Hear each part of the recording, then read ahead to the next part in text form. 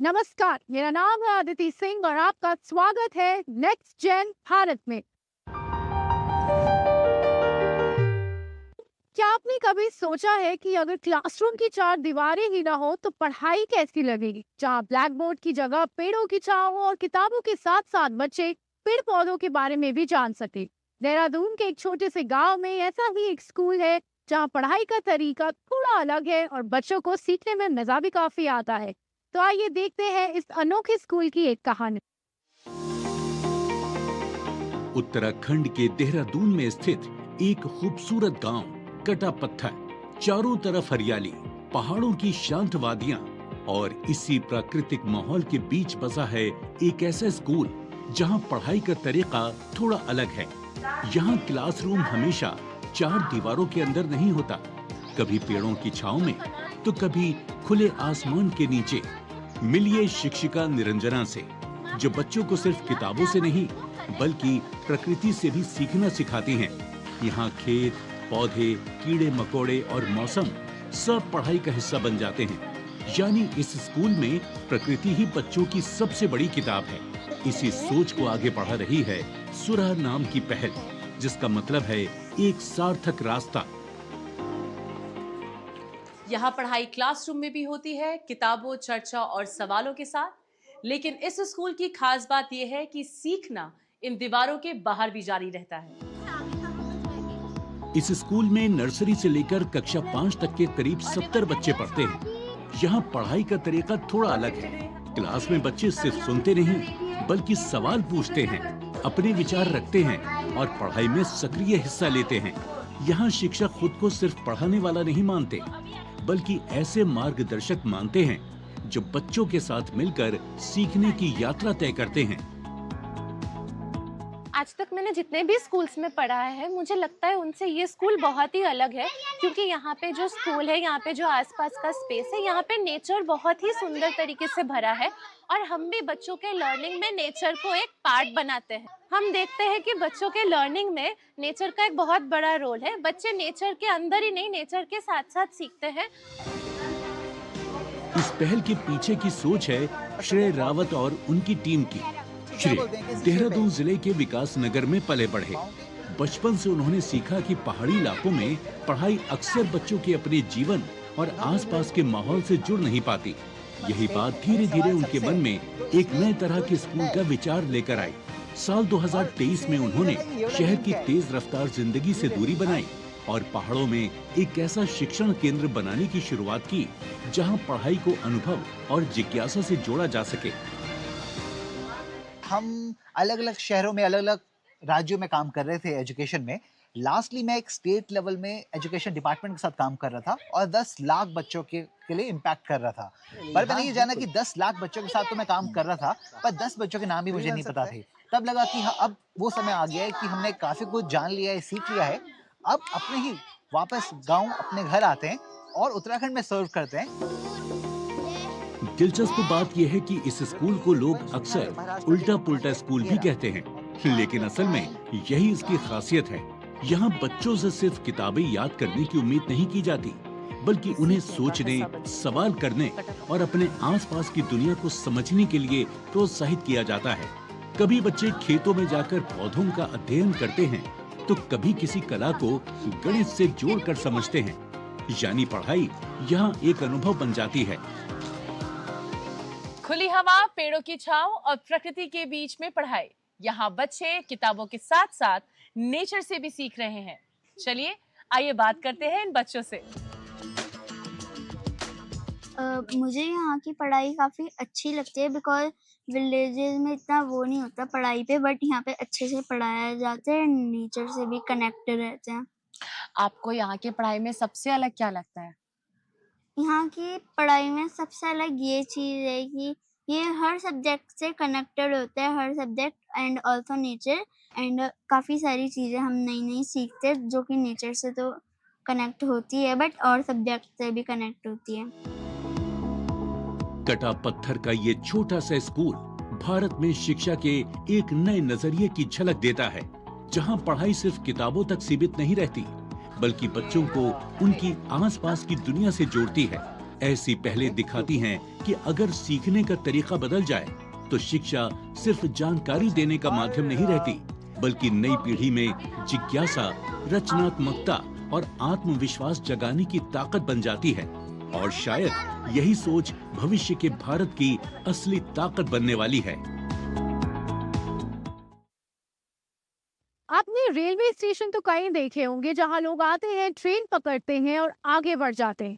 लेकिन सोचिए एक ऐसा स्टेशन जहां रोज लाखों लोग सफर करते हैं, फिर भी सबसे ज्यादा चर्चा ट्रेनों की नहीं, उनके आर्किटेक्चर की होती है। हम बात कर रहे हैं मुंबई के छत्रपति शिवाजी महाराज टर्मिनस की, जहां इतिहास, आर्किटेक्चर और रोजमर्रा की भागदौड़ एक साथ दिखाई देती है। तो आइए देखते हैं क्यों ये स्टेशन सिर्फ एक ठिकाना नहीं बल्कि एक पहचान है। अगर दीवारें बोल सकती तो ये इमारत क्या क्या बताती। हर सुबह सूरज की पहली किरण इसके गुंबद को छूती है और फिर शुरू होता है एक नया दिन, लाखों कदमों की आवाजों के साथ। मुंबई के दिल में खड़ा ये है छत्रपति शिवाजी महाराज टर्मिनल, एक ऐसी इमारत जिसने पीढ़ियों को आते जाते देखा है और आज भी उसी मजबूती से खड़ी है। हर दिन यहाँ से करीब 12 लाख से ज्यादा लोग सफर करते हैं। सबर्बन लोकल ट्रेनें हो या लंबी दूरी की गाड़ियाँ, यहीं से शुरू होता है शहर का रिदम। प्लेटफॉर्म पर भागते कदम, अनाउंसमेंट की आवाज, आती जाती ट्रेनें, सब मिलकर एक ऐसी ऊर्जा बनाते हैं जो मुंबई को आगे बढ़ाती है। हम लोग आज भी लगभग 12 लाख से ज़्यादा यात्री प्रतिदिन यहाँ से, चाहे वो सबर्बन की सेवाएं हों या लंबी दूरी की मेल एक्सप्रेस की सेवाएं हों, वो इस स्टेशन से लेते हैं। इन यात्रियों के माध्यम से हम उन सभी को अपने गंतव्यों तक पहुँचाते हैं। ये केवल मुंबई का ही नहीं बल्कि पूरे महाराष्ट्र के लिए एक बहुत ही महत्वपूर्ण स्थानक है। अगर आप एक पल के लिए भीड़ से हटकर ऊपर देखें तो आपको दिखेगी 19वीं सदी की वो शानदार इमारत जो विक्टोरियन गॉथिक शैली में बनी है। ऊंचा गुंबद, पत्थरों की नक्काशी, मेहराबें और वो पुरानी घड़ी जिसने पीढ़ियां बदलते देखी हैं। आज ये स्टेशन सिर्फ हेरिटेज नहीं, एक मॉडर्न ट्रांजिट हब भी है। Digital signalling, upgraded system, high tech management, ताकि इतिहास भी सुरक्षित रहे और रफ्तार भी बनी रहे। इसे संभालने में इंजीनियर, आर्किटेक्ट और रेलवे कर्मचारी हर दिन काम करते हैं ताकि ये विरासत आने वाली पीढ़ियों तक पहुँचे। कोई ऊपर गुंबद को देखता है, कोई नक्काशी को, कोई बस उस एहसास को महसूस करता है। सेल्फी लेते हैं, तस्वीरें खींचते हैं। मेहराबों में बसी नक्काशी, कांच की खिड़कियों में उतरती रोशनी और वो पुरानी घड़ी जिसने अनगिनत समय के मोड़ देखे। इसे बनाने वाले कारीगर चले गए, लेकिन उनकी सांसें आज भी इसकी दीवारों में गूंजती हैं। जैसे ही मुंबई घूमना है तो सोचा कि सारे पॉइंट सीएसटी के आसपास है, तो हमने सबसे पहले सीएसटी आया तो मुझे लगा कि सीएसटी ही घूमने लायक स्टेशन है। लाइक यहाँ पे देखने में आर्किटेक्चर जो एंशिएंट ब्रिटिश वाइब्स देता है, और मतलब ये वाला स्टेशन जो है वो इतना अट्रैक्टिव फील करता है कि लाइक स्टेशन देखने के लिए भी इतनी दूर आ सकते हैं लोग। इतना अच्छा वो स्ट्रक्चर है, उनका आर्किटेक्चर है। आज ये स्टेशन सिर्फ एक जगह नहीं, एक एहसास है। विदेशी सैलानी जब इसे देखते हैं तो चकित रह जाते हैं। इतनी भव्यता, इतना इतिहास और फिर भी रोजमर्रा की जिंदगी का हिस्सा। इसकी संरचना और ऐतिहासिक आभा इसे फिल्म शूट्स की पसंदीदा लोकेशन भी बनाती है, जिससे इसकी विशाल और प्रभावशाली पहचान और भी मजबूत हुई है। यहाँ का जो सीएसएमटी स्टेशन का जो आर्किटेक्चर है वो मुझे बहुत ही अट्रैक्टिव लगा, और ये ब्रिटिश इरा में बिल्ड किया गया था, लेकिन इतना ओल्ड हो के भी ये अच्छी तरह से मेंटेन किया गया है, और ये this is the pride of Mumbai. वर्ष 2004 से छत्रपति शिवाजी महाराज टर्मिनस को यूनेस्को वर्ल्ड हेरिटेज साइट का दर्जा मिला हुआ है। ये सम्मान सिर्फ इसकी खूबसूरती के लिए नहीं, बल्कि उस जीवित विरासत के लिए है जो आज भी हर दिन धड़कती है। ये इमारत याद दिलाती है कि मजबूत नींव पर खड़ा शहर ही भविष्य की ओर तेजी से बढ़ता है।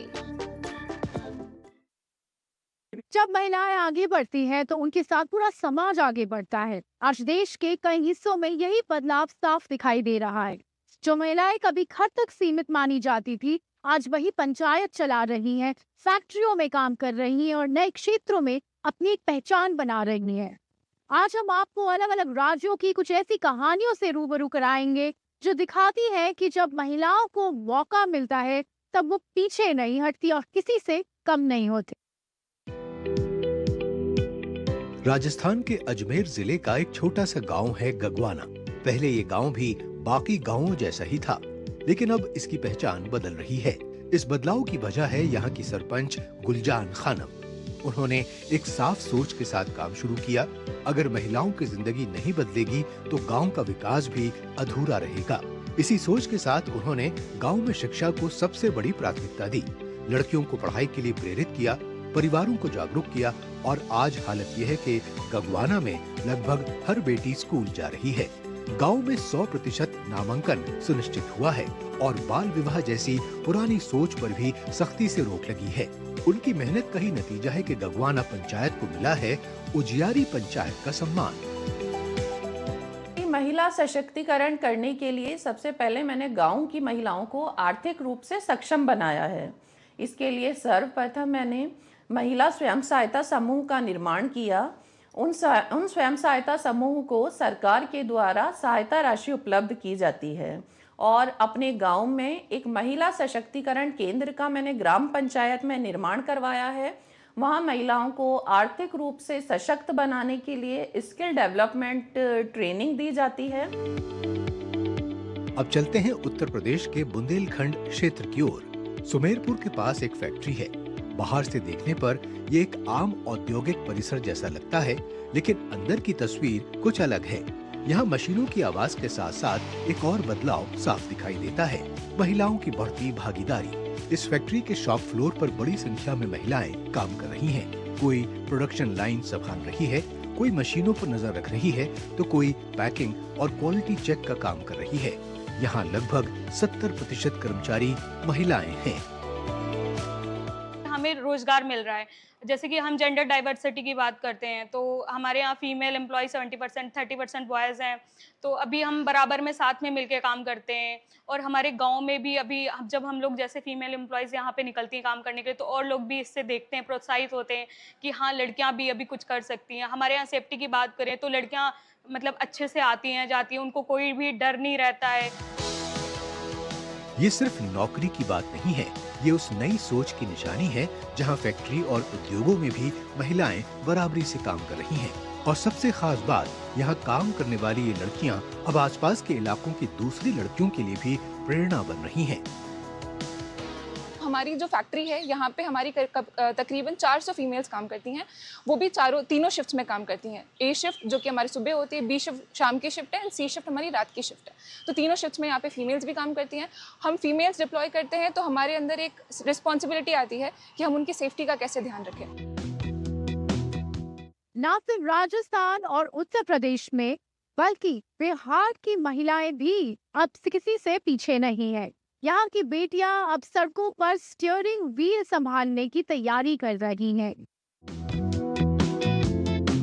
बिहार की सड़कों पर दौड़ती पिंक बसें महिलाओं की सुरक्षा और सुविधा को ध्यान में रखकर शुरू की गई हैं। इन बसों में पहले से ही महिला कंडक्टर काम कर रही हैं और अब जल्द ही इन्हें चलाने की जिम्मेदारी भी महिलाएं संभालने वाली हैं।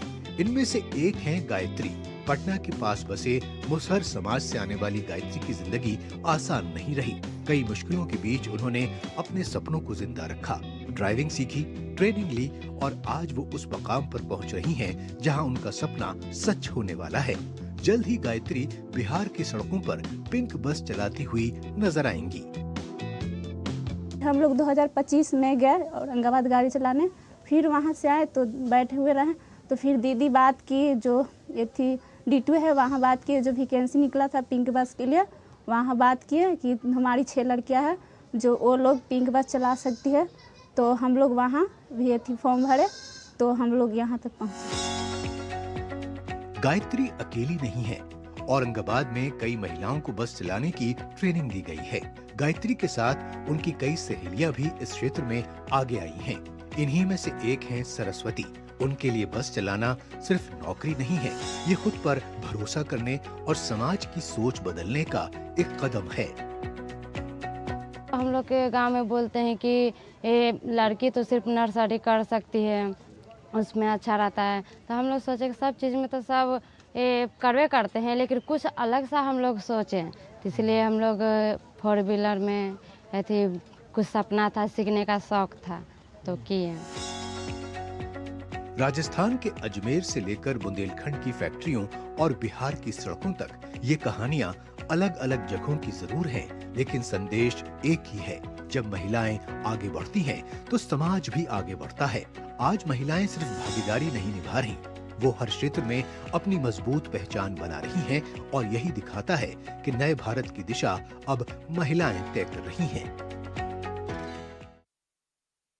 अगर मैं आपसे कहूं कि कुछ गहने सिर्फ पहने नहीं जाते, महसूस भी किए जाते हैं, तो जयपुर की मीनाकारी ऐसी एक कला है। सोने चांदी पर जब रंगों की परत चढ़ती है तो वो सिर्फ ज्वेलरी नहीं रहती, वो एक कहानी बन जाती है।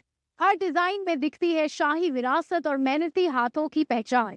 तो आइए जानते हैं इस कला के बारे में और कैसे नई पीढ़ी इसे आगे बढ़ा रही है। सुनहरी सी जमीन पर रंगों का ताना बाना है, हाथों ने मिलकर रंगों से सोने को सजाना है। जयपुर ये शहर है रंगों का। रंगों की इस कारीगरी में एक अहम हिस्सा है यहाँ की मीनाकारी का। सोने चांदी के आभूषणों पर जब नीला, लाल, हरा और सुनहरा रंग चढ़ता है तो वो सिर्फ ज्वेलरी नहीं रहती, वो बन जाती है शाही विरासत की निशानी। मोर की अदा, हाथी की शान, फूल पत्तियों की नाजुक बनावट, हर पैटर्न एक कहानी कहता है। जयपुर जब बसा तो यहाँ के जो जयसिंह जी थे, प्रथम जयसिंह जी, वो यहाँ पे ला करके हमको बसाया उन्होंने। और जब से हम जयपुर के अंदर मीनाकारी कर रहे हैं, जितने भी जयपुर में राज परिवार का जो सामान बना हुआ है मीनाकारी का, वो सब हमारे यहाँ का बना हुआ है। और इसका अब जो है नया तरीके से मीनाकारी का हमने करना शुरू कर दिया। ये कला पीढ़ी दर पीढ़ी सहेजी गई है। जयपुर का एक परिवार आज भी उसी लगन के साथ इस परंपरा को आगे बढ़ा रहा है। कमल कुमार अपनी बेटियों के साथ बैठकर महीन पेंसिल और रंगों से धातु पर डिजाइन उकेरते हैं। अब ये कला सिर्फ वर्कशॉप तक सीमित नहीं रही। आज की युवा पीढ़ी सोशल मीडिया के जरिए मीनाकारी को देश विदेश तक पहुंचा रही है। ऑनलाइन ऑर्डर, डिजिटल प्लेटफॉर्म और नए डिजाइन, परंपरा अब टेक्नोलॉजी के साथ कदम मिला रही है। मैं बचपन से ये देखती आई हूँ पापा को और बाबा जी को काम करते करते, तो मेरे को ये काफ़ी इंटरेस्टिंग लगता है और हमारी काफ़ी जनरेशन इसके अंदर इंक्लूडेड है। मैं इसलिए सीखना चाहती हूँ क्योंकि मेरी जनरेशन इससे काम करते आ रहे हैं और मैं भी इस काम में इन्वॉल्व होना चाहती हूँ। और इस काम के अंदर काफ़ी क्रिएशन है जो कि आप एक पीस पे दिखा सकते हैं, तो मुझे इस चीज़ से बहुत ज़्यादा इंटरेस्ट आता है, तो मैं इसको इसीलिए सीखना चाहती हूँ। मीनाकारी बनाने में कई कारीगर मिलकर काम करते हैं। सोनार धातु तैयार करता है, एनामल कलाकार रंग भरता है, पॉलिश करने वाला उसे अंतिम चमक देता है। कभी मंदिरों की घंटियों के साए में तो कभी महलों की भव्य दीवारों के सामने। मीनाकारी हर जगह अपनी चमक बिखेरती रही है। राजस्थान की ये कला आज दुनिया भर में अपनी रंगों की गहराई और महीन काम के लिए जानी जाती है। ये सिर्फ एक कला नहीं, ये विरासत है जो हाथों की लकीरों में बसती है। आज युवा इन आकर्षक डिजाइनों की ओर खिंचे चले आते हैं। हर हैंडक्राफ्टेड पीस गुलाबी नगरी की शान को दुनिया भर में चमका रहा है। जयपुर की मीनाकारी बताती है, जब परंपरा रंगों से मिलती है तो इतिहास भी चमकता है और भविष्य भी।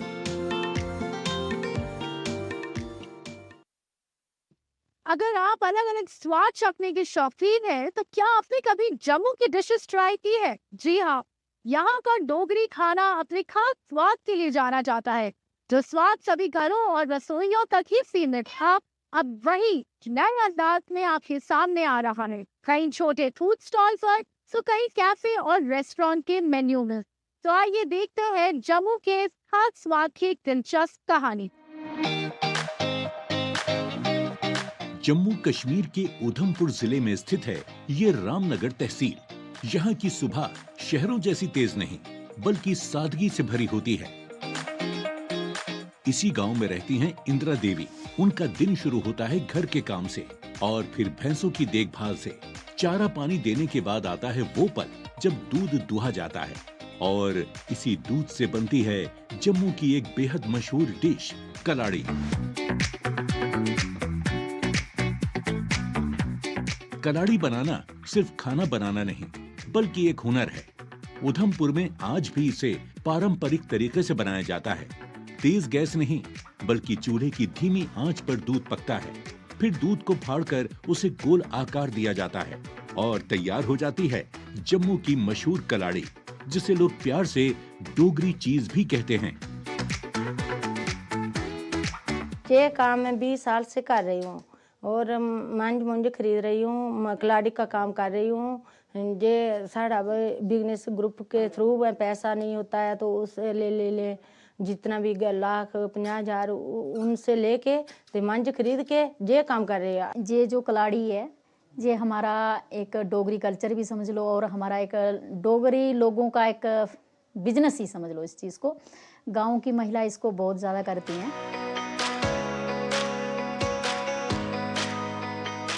कलाड़ी की कहानी भी उतनी ही खास है जितना इसका स्वाद। कहा जाता है कि इसे सबसे पहले जम्मू कश्मीर की खाना बदोश जनजाति गुज्जर बकरवाल ने बनाया था। ये लोग अक्सर एक जगह से दूसरी जगह सफर करते रहते थे, इसलिए उन्हें ऐसा खाना चाहिए था जो ताकत भी दे और जल्दी खराब भी ना हो। इसी जरूरत से जन्म हुआ कलाड़ी का। लेकिन अब ये पारंपरिक डिश भी समय के साथ बदल रही है। आज सिर्फ तवे पर सिकी कलाड़ी ही नहीं बल्कि कलाड़ी मोमोज, कलाड़ी पिज्जा और कलाड़ी सैंडविच जैसे नए फ्यूजन फूड भी सामने आ रहे हैं। लोग कलाड़ी को घरों में ब्रेड के साथ, कुलचे के साथ, रोटी के साथ खाते थे। तो हमारा रेस्टोरेंट खोलने का ये मकसद था कि हम कलाड़ी को एक्सपेरिमेंट करके लोगों के साथ हम कलाड़ी के मोमोज, कलाड़ी के परांठा, कलाड़ी का पिज़्ज़ा ऐसी चीज़ यूज़ करें और आपकी प्लेट में हम कलाड़ी की बहुत सारी आइटम सर्व कर पाएँ। यानी परंपरा वही है लेकिन अंदाज नया है। डोगरी खाने की दुनिया सिर्फ कलाड़ी तक ही सीमित नहीं है। यहाँ और भी कई ऐसे स्वाद हैं जो हर फूड लवर को आकर्षित करते हैं, जैसे डिप कुलचा और अंबल। डिप कुलचा एक खास तरह की ब्रेड होती है जिसे गर्मा गर्म राजमा में डुबो कर खाया जाता है और इसका स्वाद इतना शानदार होता है कि लोग बार बार ऑर्डर करते हैं। वहीं अंबल कद्दू से बनने वाली एक पारंपरिक डिश है जिसमें खास मसाले इसे खट्टा मीठा स्वाद देते हैं। जो व्यंजन कभी सिर्फ शादी या खास मौकों पर बनाए जाते थे, आज वही जम्मू के रेस्तरां, कैफे और होटलों के मेन्यू में शामिल हो चुके हैं।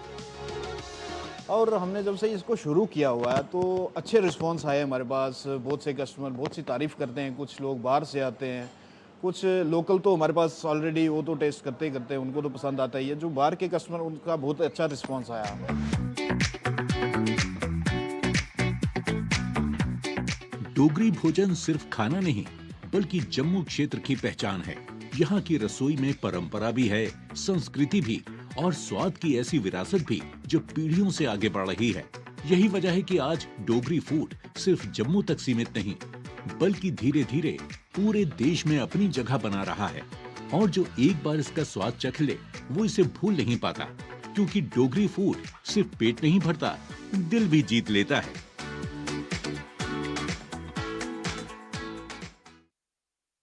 आज के शो में फिलहाल इतना ही। अगले एपिसोड में आपसे फिर मुलाकात होगी। तब तक के लिए धन्यवाद।